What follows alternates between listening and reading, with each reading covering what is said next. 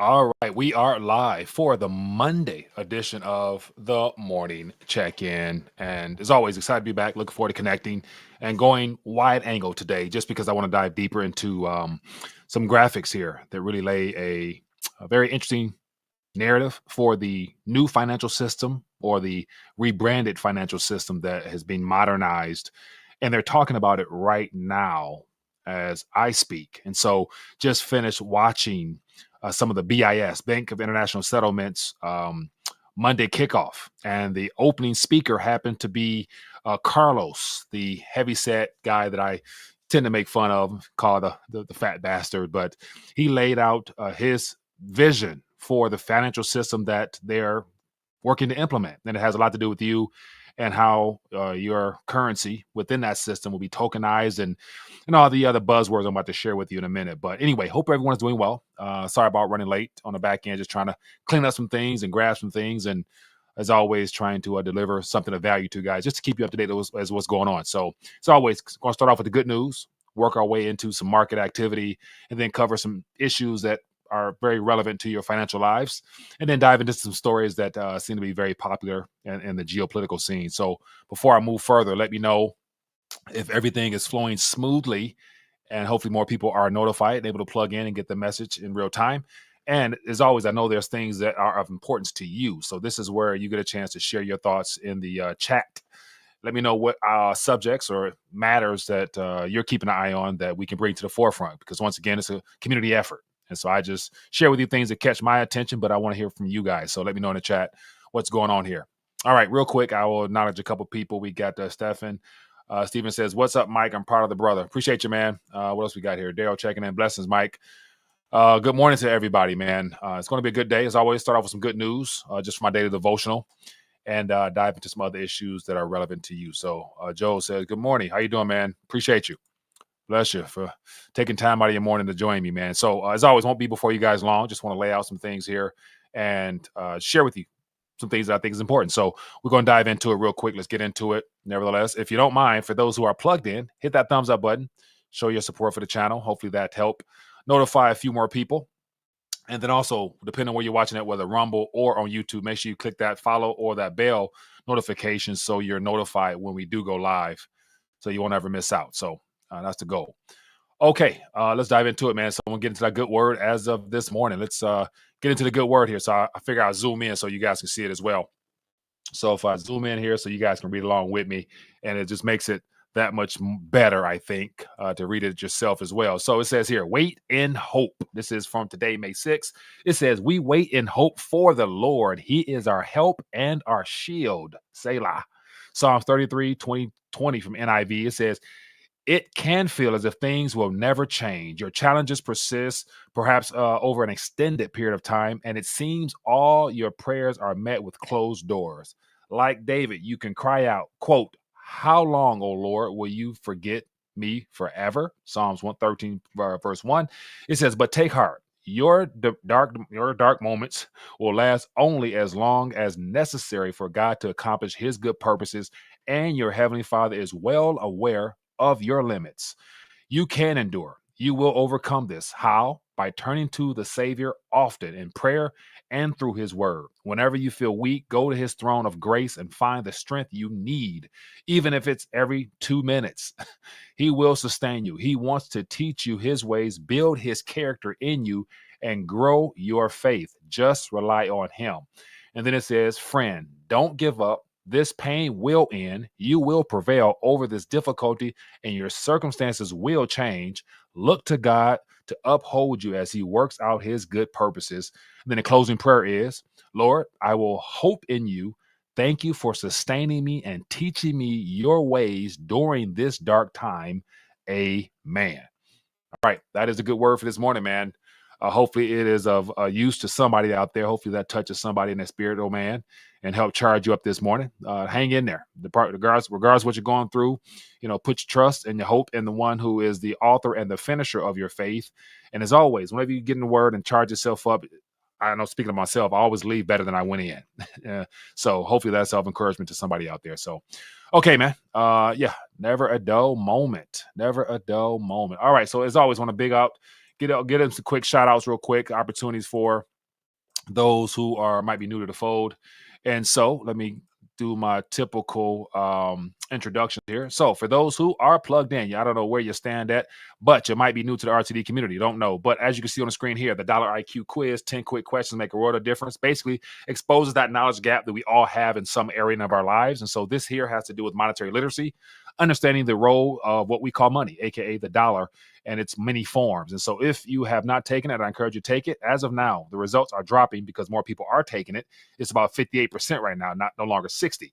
And so this survey here, or this quiz, has been out here for like at least 5-6 years, and it's been taken by everybody around the world. And people who focus on the dollar, who live, work for, and save in dollars, don't know what they are. So this is an opportunity just to begin your monetary literacy journey. And then, of course, beneath this video here, I got the 3 steps to monetary savviness, which is all about education. So education helps you along the way, and if applied and implemented, can do a lot of good for you. So rethinkingdollar.com/quiz, link in the description. Check it out if you're interested. And then the next one here, I want to make sure I big up my people, man, the Colonial Metals Group. So here you have on the screen, if I move myself out the way here, put myself here, here's a quick little survey here, or information thing to fill out. And so what you can basically do is check in with Colonial Metals Group /RTD. And what they'll do is simply walk you through the process to take into your possession a self-funded IRA, which allows you to put in the gold and silver if you're so interested. So links in the description. The number here on the screen, you guys can see it as well. 888-521-2448. Give them a call, speak to the experts, find out if this is something for you or not. It may not be for everybody, but just a good vehicle outside of having physical in your possession. This is a way to legally do it through the system in a way that you can structure it and take possession of it. So check them out, give them a call, and let them know RTD sent you, and you can definitely, get plugged in there, find out what's going on with you. And for those who are qualified, you get a chance to add to your stack by having your stuff rolled over to them. So once again, check them out if you're interested, and no harm, no foul if you don't. But then again, just a good opportunity for those who are interested. So, okay, let's get into it, man. Let me see here. As always, for those that are coming in, let me know if everything is flowing smoothly. Don't want to have any hiccups here. Let me see here. Good morning, Mike. How you doing, Toya? Appreciate you. Okay, more people checking in with you, man. Appreciate you for blessing me with your time. Let's get into it, man. Let's look at some market activity real quick. Look at the figures and see what we can see. How are the markets responding this Monday morning? And so let me see, get myself out the way here. And let me just zoom in so people can see what's going on here. So this is what we're looking at this morning. We have gold is in the green. Never a dull moment. All-time high. Not all-time high, but near all-time highs, well above the 2,300. So we had looking at $2,327.50 for gold. Silver is $27.36. And so once again, man, silver is just, I'm hearing follow a lot of people in the internet realm, and a lot of people who do TA and all types of things. But once again, just this figure here, 27.24, still at all-time low. Not all-time low, but nowhere near all-time high, put it like that. And yeah, I'm just I'm not looking forward to the day, but it will be an interesting day when we see silver shoot out well beyond what we've been used to it lingering around, which is the mid to high 20s. So just something there worthwhile. And what else we got here? Platinum is $969 an ounce. Palladium is $1,010, and rhodium is $4,500. Okay, let's check out the crypto market. What's going on? I'm gonna refresh this. This is what we're looking at as of right now. So we got Ethereum is not doing too well, or 0.6% down. Bitcoin is down or up 0.2%. So this is what it looks like on the graph here. And the reason I check into this is just because this is where the world is taking us. And even Carlos, which I'm going to talk about in a minute, is talking about all the smart contracts, unified ledgers, all this buzzword, which would not be prevalent had it not been for the development of this sector, which is a part of the greater game plan. So it has a purpose and a time frame for it itself. But real quick here, let's look at the figures. What we got? Bitcoin here. We are 60. What we at? What it says here, I can't see it. It's $64,000 for one single piece of the ledger. Ethereum is at 3,115, all the way down to the bottom of this. All these other projects and coins here. Okay, enough of that. Let's get into just see what the S&P is talking about right now. Let me refresh my screen so I can see. Let me refresh this. So.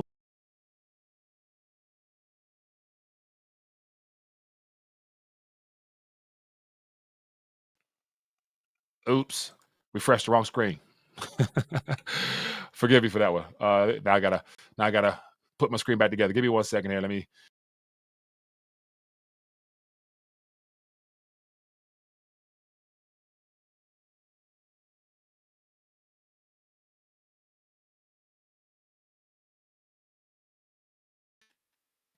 Forgive me. This is how you build a screen in real time. All right. Hiccups as always, but that was a goofy on my part here. Okay, so as we can see here, let me know if I'm back on the screen. But rebuilding the screen real quick here. Okay, so this was a lot of green right now. A lot of green. Looks like NVIDIA happens to be leading the way. And so NVIDIA is up 2.35%. Yeah, $911 for a single share of NVIDIA. Yeah, interesting. Apple, not doing too good right now, even though they got a all-time high buyback program that I talked about in the article I put together.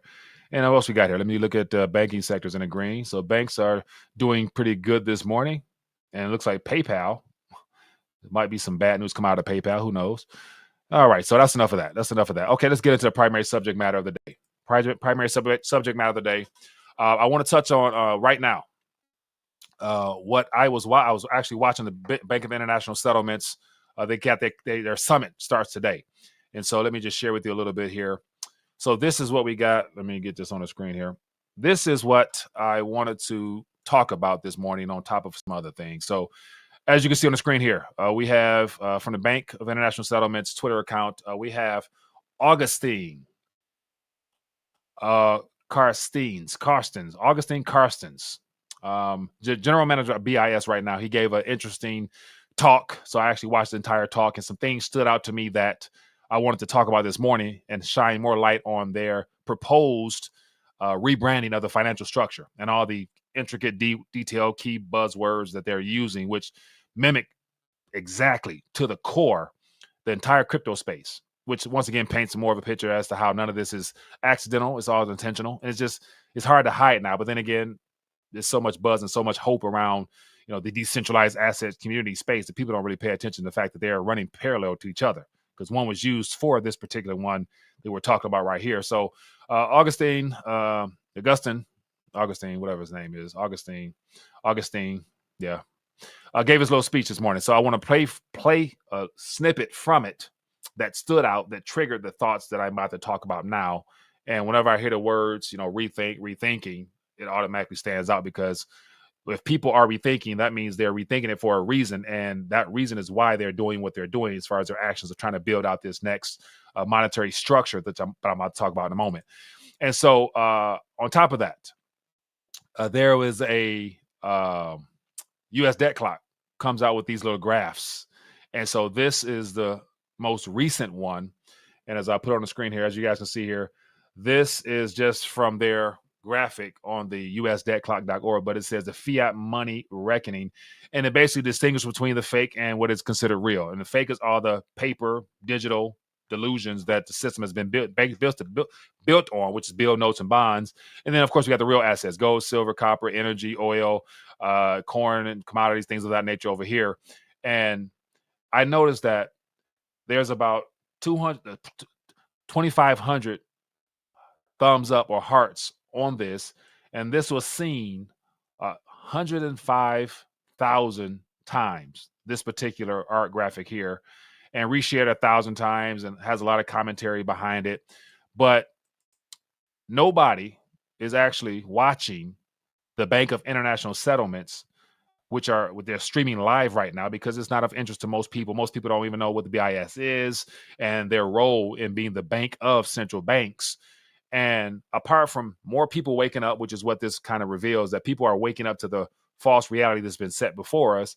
But then again, people do not pay attention to the ones that are the reason we're experiencing these issues in life, as well as the plans that they have for our future. And so to me, that is the best form of literally staying one up on what's happening in the real world by actually paying attention to the people who are actually making these plans. And that's why today I'm going to dedicate that to just going through some things here. But real quickly here, things are not in any particular order. But I wanted to basically, for those who may or may not know, I want to just shine some light real quick on the BIS and why they're so important. So I just put in a simple question: what is BIS? Into perplexity. And I'll just thumb through some things here, because literally, these people here are the foundational piece for the mess that this world is in, and a lot of people don't know about it. So I want to just share some thoughts real quick here. But it says the Bank of International Settlements is an international financial institution that serves as a bank for central banks. The key points about the BIS are it was founded in 1930 and is headquartered in Basel, Switzerland. The BIS is owned by 63 central banks from around the world, representing countries that account for about 95% of the global GDP. The BIS's primary mission is to foster international cooperation on monetary and financial stability. Sounds good, right? It does this by providing bank service for central banks, facilitating cooperation and dialogue among them, and conducting research and policy analysis. It says, as a bank for central banks, the BIS holds deposits and manages investments for its member central banks, which account for about 10 to 50% of the global foreign exchange reserves. The BIS also acts as an international think tank, hosting meetings and committees of central bank governors, economists, financial supervisors to discuss and coordinate on key issues. And so as of right now, that's what's taking place. And so what I want to do real quick, if I can, I meant to give me 1 second. I want to play something and then we're going to dive into what I want to really talk about here. Let me get it on the screen here if I can. Let me see if I can get it real quick on my screen. Let me grab it. All right, here we go. So this is what I want to actually play. So I'm going to play this little snippet here. And then with this snippet, we're going to get into the actual financial architecture that he is hinting at they're putting forth and they're working towards. So listen to this real quickly, and then we'll dive into it more. But you should be able to hear this.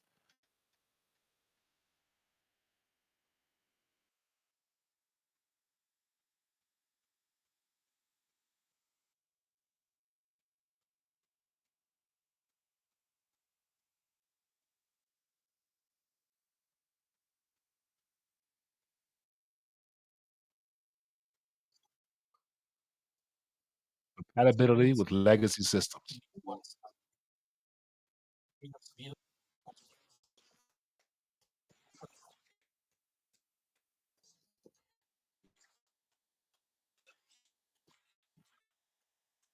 Giant leaps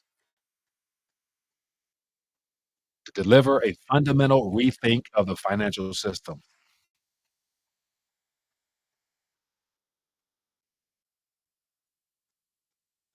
Tokenization,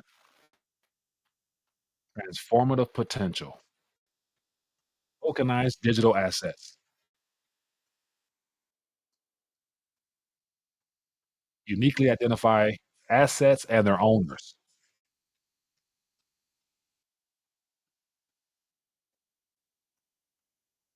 Tokens can do all that if correctly used. Okay, I'm not going to bore you with the rest of that. But all those buzzwords there, tokens, if used correctly, can be uniquely beneficial for this new structure that they're talking about building out. And so that's why I wanted to mention the fact that he talked about rethinking of the financial system, rethink the financial system with a giant leap forward. And so what exactly is he referring to? Then that's where we get into the most recent BIS report that I'm going to bring on the screen right here. So as you can see right here, this little documentation here is about 44 pages long. And this is him basically giving a snippet as to this working paper that is called the Finternet, the financial system for the future. And so this is one amongst many other white papers out there from different entities, but they're all digital and they're all centered around using the development of the decentralized crypto space. So smart contracts, the ledger, blockchain, and those buzzwords that he was also hinting at as he went on further. I would encourage you to listen to the whole thing if you're interested, but if not, I'll sum it up here. But this architecture here is what they're building, or what have they've already built. Now it's a matter of how, when, and where will it be implemented. And that's where, as all this stuff we're talking about the great collapse, reset, rebuild, and whatever, once all this stuff blows through, these type of things here will be the back foundation for this new financial order that is underway right now. So without boring you, it is very detailed, but I want to thumb through it and share with you just the premise of what this architecture looks like. And so here are some of the prints. So here are some of the things that are mentioned inside of it. And so we have interoperability, evolvability, modularity, scalability are some of the words they're working on. And then if I just go down, I'll show you the blueprint. And I think so. All this stuff here talks about the legacy system and how that he's building a case as to how what they're proposing as I scroll down makes more sense and will be more suitable for the world we're experiencing. And then you talk about all the issues with all these charts going up here, painting more of a reason why they recommend this as a solution. And so, as we see right here on the screen, it says the Finternet, a vision for the future financial system. And it talks about a lot of variety of things here, but I don't want to bore you guys completely. But it says here, I'll just thumb through some things that caught my attention that I think would also be of interest to you as well. So I'll try to read through it. And if I'm able to, probably not, I want to try to get it out the way. All right, but real quick here, it says from vision to reality. It says, how can we transform the vision for the Finternet into reality? In this section, we outline a promising vehicle to take us there, a token-based financial system supported by unified ledgers. So tokenized-based financial system supported by unified ledgers, meaning everything will be tokenized, given a digital representation of itself on a blockchain somewhere that will be supported by unified ledgers, meaning there'll be different ledgers for different things. So he's going to talk about the digital ID, what else? The traditional financial system, i.e. Wall Street type ledgers. You're going to have the government debt structures on a ledger. You're going to have, you name it. It is going to be tokenized, put on a ledger, and then eventually being able to be interoperable amongst each other. And all of this takes us to that future down the line where once they complete this mission, this is how we get to that one ledger structure that will eventually be down the line. But anyway, here it says, we first describe the concept, its economic and financial rationale and basic technology architecture. So let me get right into it. Unified ledgers. This is what should be of concern to a lot of people because everything that is currently present in this world now that has not been tokenized will be tokenized at some point, and it will be put on ledger. So wherever you bank at, they have commercial bank token ledgers, which we're going to talk about, and which will link up to the central bank's ledgers, which they're going to tokenize their wholesale CBDCs to make communication and messages back and forth easier. And so it just, I can get into it, but basically through APIs or application program interfaces, which is what runs on the back end of apps on our phones, would allow all this connectivity amongst the retail and the commercial. But real quick here, it says unified ledgers provide a common venue, shared programmable platform, meaning that people behind the scenes who wrote the code will be able to control, track, trace, and see everything. Where digital forms of money and other financial assets coexist, they aim to provide a quantum leap over existing financial infrastructure by seamlessly integrating transactions and opening the door to entirely new types of economic arrangements. It says here, the concept of unified ledgers does not mean one ledger to rule them all, a single ledger that encompasses all financial and transactions in the economy. So depending on the needs of each jurisdiction, multiple ledgers could coexist. Application program interfaces or APIs could connect these ledgers to each other and other parts of the financial system that exist outside the Finternet. It says unified ledgers have two defining characteristics. The first is that they combine all components needed to complete financial transactions, financial assets, ownership records, rules governing their use, and other relevant information in a single venue. It says the second is that money and other financial assets exist on ledgers as executable objects. It says this means that they can be transformed or transferred electronically using pre-programmed smart contracts. It says together, these design features allow individuals and business to move money and other assets safely and securely with less need for external authentication and verification processes or reliance on external clearing, whatever. So this is what that looks like. So this is a glimpse at, let me get myself out the way here. This is a glimpse of the architecture that they're referring to when they call it the Finternet. So basically finance over the internet. And so the key component of this is the fact that it will be a unified ledger, as it says here, which will consist of many layers owned by different entities in different countries eventually. But the applications will be involved with e-banking, your digital wallet, financial apps, and ultimately controlled by the on and off ramps with the central banking and commercial banks, asset management companies, so like your retirement portfolio, stuff like that. Private and public companies will have access to it for their financial services. And then it says real estate register. So literally your deed to your house that the bank owns, if it's not paid for, will ultimately be on this as well. And it says it'll be shared, private leverage, whatever.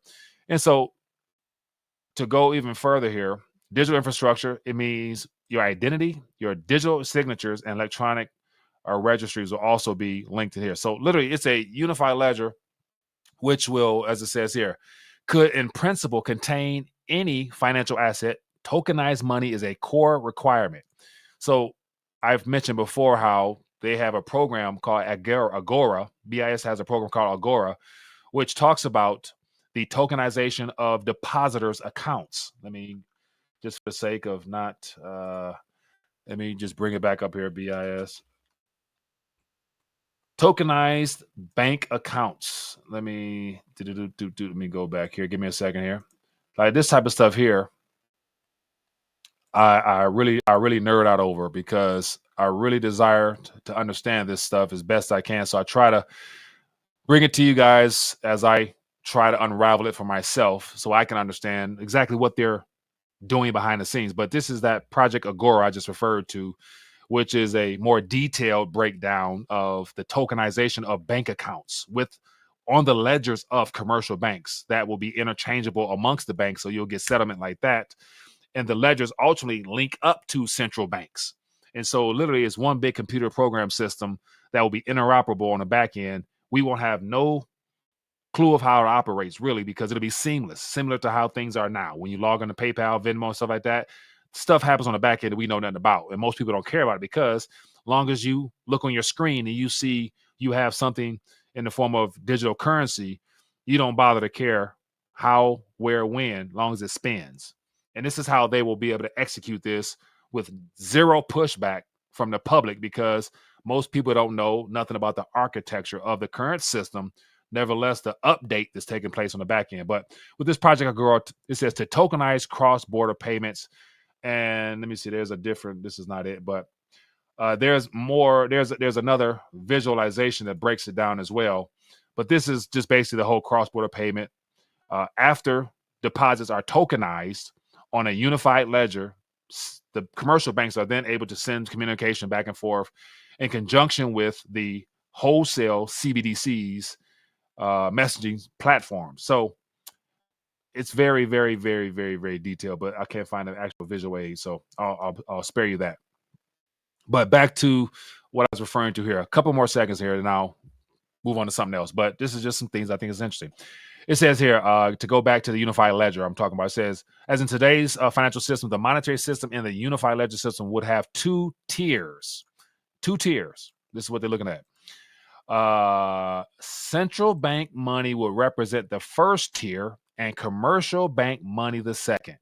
So what is a central bank money they're referring to? This is that whole rebranding of the communication network with the wholesale CBDCs and the next tier of the commercial bank money, which is the tokenization of current deposits that are in existence right now.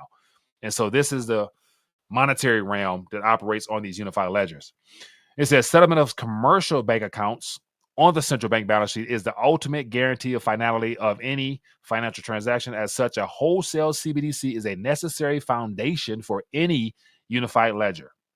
So the wholesale CBDC will be used. If not, majority of them are already operational now. Project Agora, as I mentioned, they have, I think, 7 or so banks that are already testing it out for us right now. And then it says tokenized wholesale central bank digital money will play similar role to reserves in today's financial system, but offer enhanced functionalities afforded by tokenization. So what are those enhanced functionalities?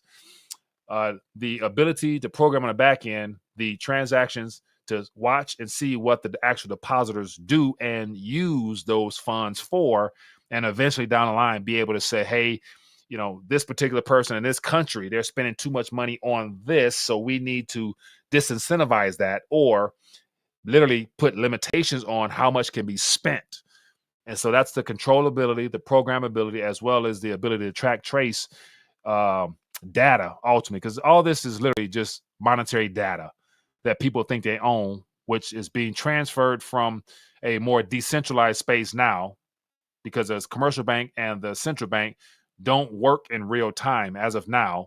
But if this stuff succeeds, it'll be a unified ledger that's interoperable, where they can themselves monitor and track and trace everything in real time. So this is just some of the things that's happening, and it goes down to, the rest of the white paper here. It talks about the pros that they're highlighting, because it basically makes the old archaic legacy system look obsolete, which it is. So that's why they're working on what they're working on now. So that's just the little things that's happening right now at the BIS as they're meeting, talking about the new infrastructure that they have in place. So, all right, that's that. Okay, keeping it moving. A couple other subjects that caught my attention this morning. For whatever reason, we all know what, but it looks like, and this is, of course, from the Western media, but originated from out of Russia. But Russia announces nuclear drills after Western officials talk of deepening involvement in Ukraine. So this has everything to do with NATO. I think it was last week, coming out basically insisting that they're going to really begin to push for Ukraine to join NATO. And we all know that that's a red line that Putin has vowed that was literally an attack on them. And so they will respond. So is this like one of them show of forces to say, hey, if you guys continue to do what you're doing, we're going to make sure we're ready. And once again, will it get to the nuclear point? Hope not. But then again, like, at some point, some act of desperation can lead the Western globalists to try to really poke the bear, and he come out looking to make a response, and which won't be favorable for nobody, but just something worthwhile. But I'm hearing also about how the Western puppet masters are trying to get rid of Zelensky. And so we'll see how that plays out, because if they get rid of Zelensky, meaning he's not radical enough to really continue to send his own people to the slaughter, then the person they put in office will definitely escalate things, coming in trying to really start war at another level. And then on another note here's some potentially good news for the state of Utah. So I had my guy on a while ago talking about latest updates in regards to gold and silver on a state level. And so this happened as of this Friday. It says Utah law authorizes state gold and silver reserves. So it looks like it officially passed. It says on Wednesday, Utah law creating a process for a state to invest in holding precious metals and reserve accounts went into effect.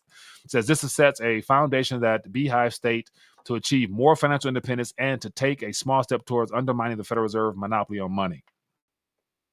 And so it says Representative Ivory introduced Bill 348 on January 19th. It says how it got 25 to 2 vote in the Senate. Then the House approved it 52 to 18.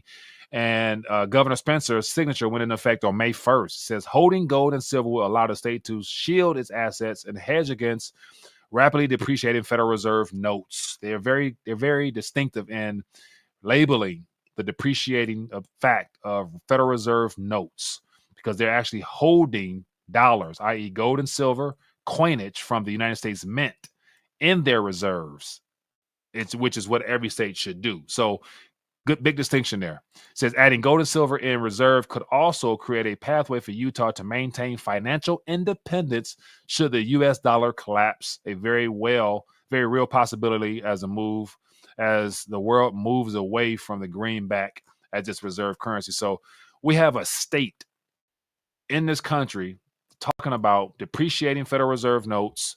And as the world moves away from the U.S. dollar as a reserve currency, they want to shield themselves from the threat of basically having their state's finances completely decimated through the debasement of the currency, which is very big for a single state. Now, once again, you won't see this being announced on Fox or CNN, but then again, you'll get it from alternative media. So, cheers to Utah for being able to really look out for their state as well as their constituents in that state there. So, good news there, man. What else we got here?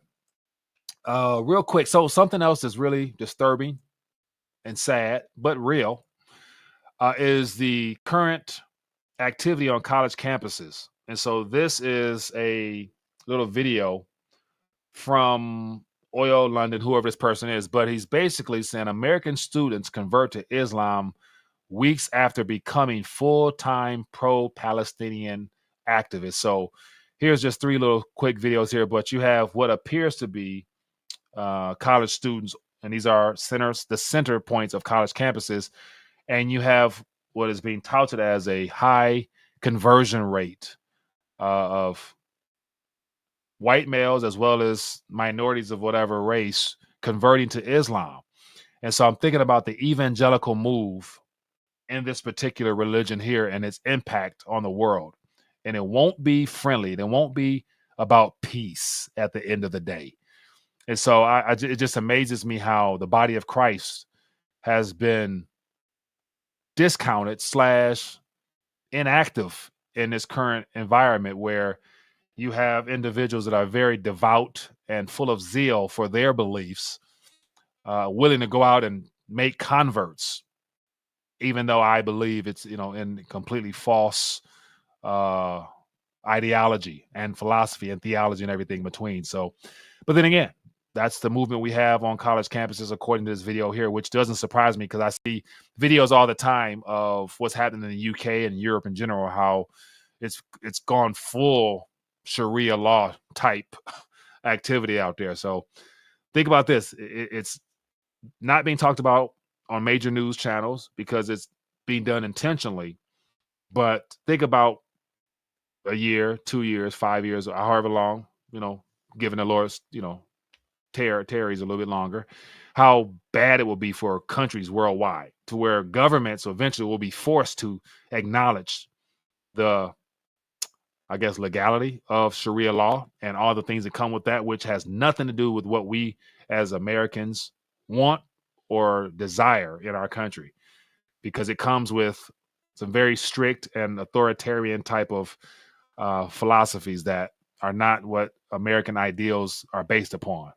But then again, our country's going rogue, so it's good to say those that are in power wouldn't mind having that for some reason. What else we got here? Let's keep it going. Hey, Mike. Okay, let's get into some questions, some thoughts real quick. Wait, oh man, 37 minutes. Okay, it says, hey, Mike, why are you removing my comments? You say, let your voice be heard, just offering my perspective. Spinola, I don't know what you're talking about. Let me see. It says, Spinola, it's not Mike, it's YouTube. Yeah, so I don't remove comments from the chat because once again, that's people's opinions. So I don't really, the goal is to be able to share your opinions on comments. So I don't remove it. So more than likely, if you're putting comments there, they're usually flagged. And if you have, I'm sure you noticed, but the concept of hate speech and censorship go hand in hand on a publicly traded company's platform. So you will be censored automatically by them. So that's why I don't bother to do anything. So it's not me. But that's why I say go to, so if you really want to, share your opinions, join the Telegram community and put it over there so other people can see it as well. And of course, I always encourage people, make sure it's out of love.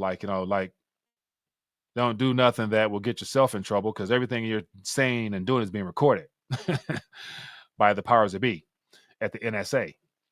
They got a file on everybody. Let me see. So Carlos says, Mike, RTD, who do you think may come first, the Messiah or gold-backed currency or the apocalypse? That's a lot of question there.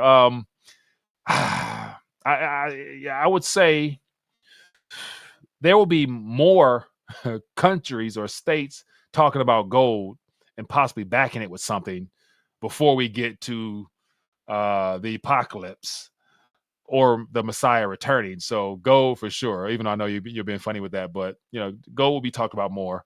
And if we really knew what was at stake here, the eternal outcome of people's ability to use their free will to choose right now. A lot of people are in the best spiritual position to really want any of that to happen outside of gold. So what else we got here? It says Jews won't put up with that. Jews won't put up with that. What we talk about? The censorship or what? Protests on campus that are rolling out across the country. Lloyd says, anyone here into the flock cameras that are rolled out across the country? Not familiar with that, Lloyd. What are we talking about there? 1 minute over 3 years. Wait. Good morning. All right, so I don't see any more chit chatter, but no, as always, yeah, hope this will, little brief skimming through of the financial infrastructure that is being worked out. Like literally all the manpower, government funding, you name it, through the BIS as well as other entities, they're literally working out their next financial infrastructure that they will put in place. And it's not a matter of if, it's a matter of when, because they're not doing all this to have it not adopted at some point in the future in some capacity. And that's just the BIS. But then again, we're going to have probably some competing ledgers as well as payment processing platform, communication systems, monetary data transfer mechanisms, either through the BRICS as well as the other unions that might form. So initially, it might be 2-3 different unions, but ultimately, it's all software. So with the stroke of a couple of keys on the back end, it can all be interoperable to where right now it's looking like the East versus West, BRICS versus Russia, China, whatever. But they are working with software code, which can easily be connected at the end of the day, making that one world approach a lot easier. So, yeah, but this is what's happening, man. All right. Well, anyway, people, enjoy the rest of your day. Hope everyone has a productive day, a good day in Jesus' name, and go out there and be great, man. And if you get a chance to share your faith with somebody, that definitely will help the cause of the Great Commission to help get the gospel out there to everybody while we have this period of time allotted to us to help build the body of Christ, which, for those of the faith know that is the true calling of what we should be doing rather than all the other stuff. So anyway, my good people, be blessed, be safe. See you guys later. Peace.